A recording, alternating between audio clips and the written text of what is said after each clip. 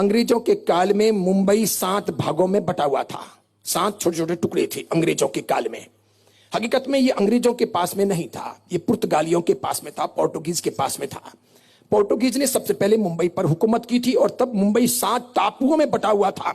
7 अलग अलग पार्ट थे, सबके सब समुद्र से घिरे हुए थे। तब सेठ मोती साहब मुंबई आ चुके थे। तब 27, 28, 30 घर जैन समाज के थे। लेकिन तब बड़ी मात्रा में गुजरात और राजस्थान से वैष्णव समाज मुंबई आ चुका था।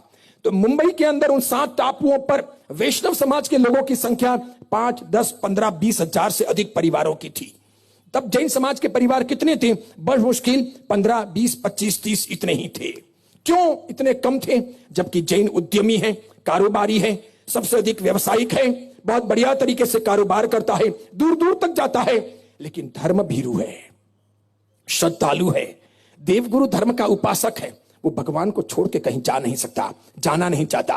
वो गुरु को छोड़ के कहीं जाना नहीं चाहता, जा नहीं सकता। वो धर्म को छोड़ के कहीं जाना नहीं चाहता, जा नहीं सकता। जाने की उसकी इच्छा नहीं जगती। आपकी अब जग जाए। अब तो आपको विदेश जाने के सपने लगे हैं। आपके बेटे बेटियों को, पोते पोतियों को, दोहितों को, दोहित्रियों को वहां जाने के सपने लगे हैं, जहां गुरु नहीं, जहां धर्म नहीं, जहां भगवान नहीं, जहां मुसीबतें हैं, जहां तकलीफें हैं, जहां मात्र कमर्शियलाइजेशन है, वहां फैशन है, सुख सुविधाएं हैं, जहां स्टडी है, वहां अच्छी नौकरी है, वहां भौतिक संपादन है, वहां आध्यात्मिक चीज में जीरो है। वहां तो अभी उदय होना है। जो काम पूर्व में, जो काम इस दिन में, बाबा पूर्व में सदियों पहले हो गया था, वो काम अब तक पश्चिम में हुआ नहीं है।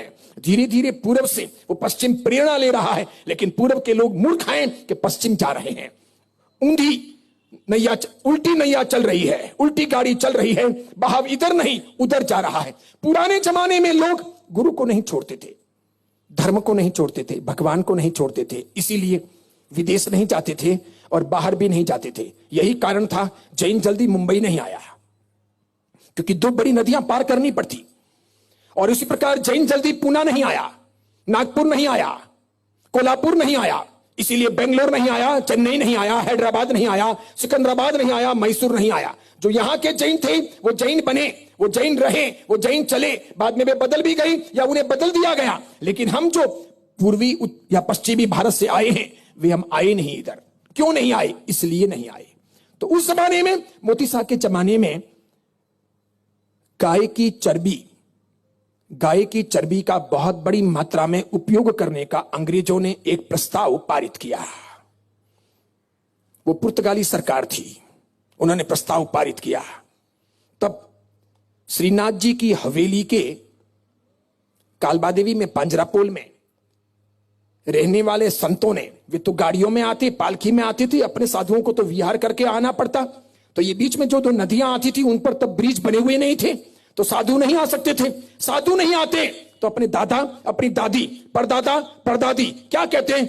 महाराज साहब नहीं जाए एकता, ऑपरे नहीं जबीजे, महाराज साहब नहीं जा रहे हैं, अपने को नहीं जाना है। जब महाराज साहब वहां नहीं होंगे, हम जिएंगे कैसे? अपने परमात्मा नहीं होंगे, धर्म नहीं होगा, कैसे करेंगे अपने प्रदूषण?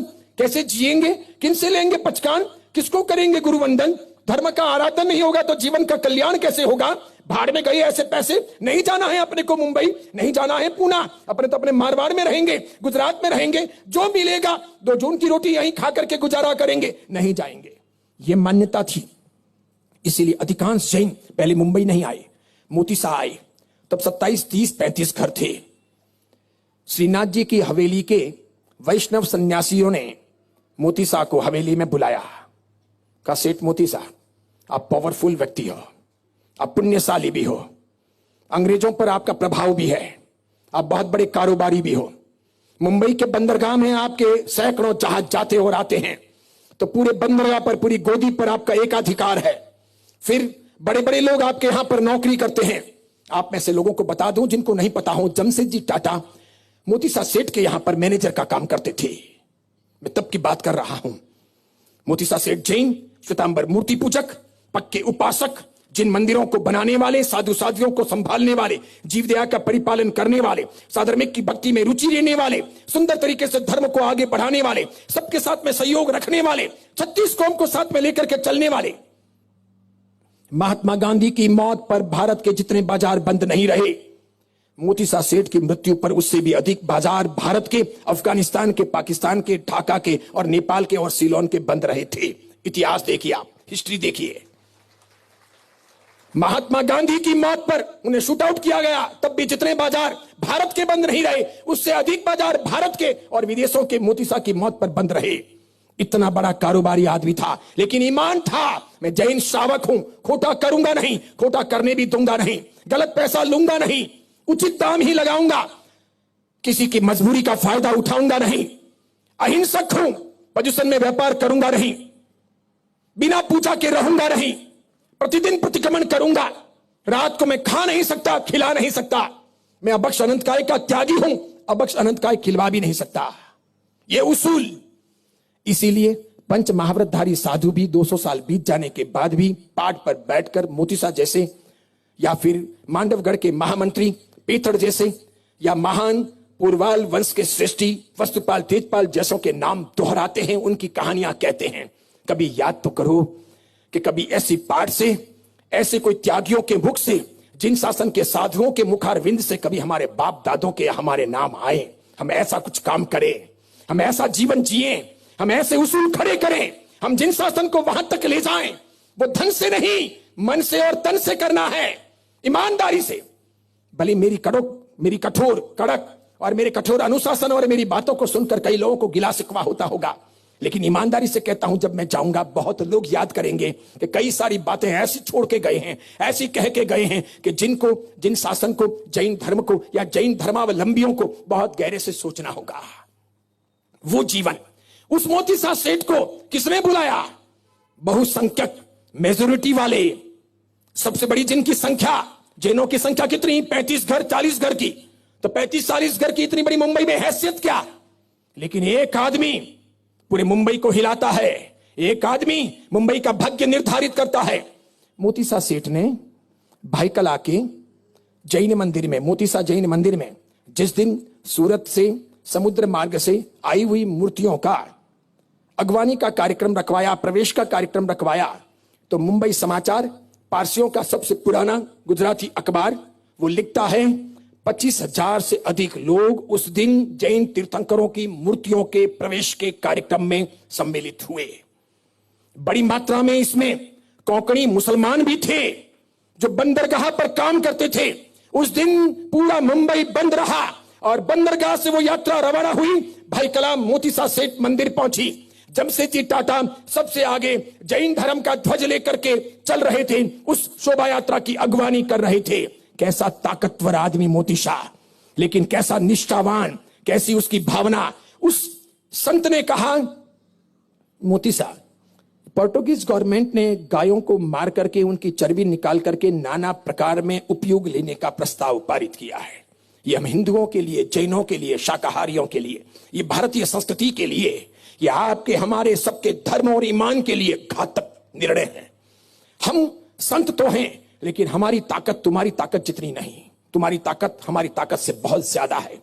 आपकी अच्छी पहचान है, आप चाहो तो बहुत कुछ हो सकता है। हम सब 5-10 हजार जो परिवार हैं, सब मिलकर के उल्टे लटक जाएं, तब भी निर्णय परिवर्तित नहीं हो सकते। लेकिन तुम्हारा कारोबार, तुम्हारी ताकत, सब तंत्रों पर तुम्हारा जो प्रभाव है, या अलग अलग मार्केट पर जो तुम्हारी जान है, वो तुम पूरे मुंबई को और मुंबई के आसपास के इलाके को हिला सकते हो।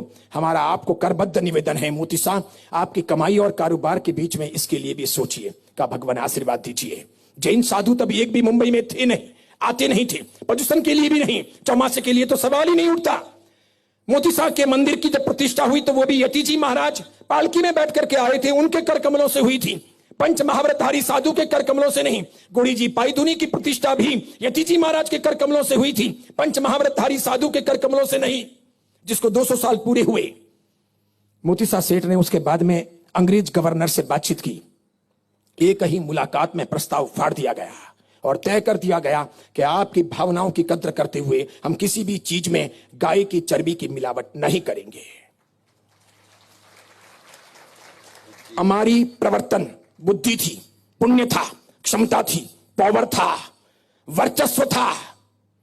पुराने जमाने में मारवाड़ में या गुजरात में एक महाजन जिसके जुब्बे में 3 जगह पर कारी लगी हुई हो, जिसका साफा भीतर से 2 जगह से फटा हुआ हो, लेकिन मुझ पर ताव देकर ईमानदार महाजन जब निकलता था तो 36 कौम के लोग खड़े होते थे, कहते थे सेठ साहब मुजरो, सेठ साहब प्रणाम, सेठ साहब घड़ी खम्मा, ऐसा बोलते थे। आज हम 50,000 या लाख रुपए का रायमंड्स का सूट पहन करके भी अपने गांव की गली में निकले, गांव का कुत्ता भी हमारे सामने झांक करके देखने को तैयार नहीं, क्योंकि हमारा पावर कम हुआ, हमारी एकता टूटी, हम मजबूत नहीं रहे, हम आज कुछ पलवा सके, कुछ कह सके, हमारी पठा बचवा सके, हम सत्य का, ईमान का, नैतिकता का परिचय दे सके, इतनी ताकत भी अपनी नहीं रही। यहां मुझे भगवान महावीर और उनके सिद्धांत याद आते हैं।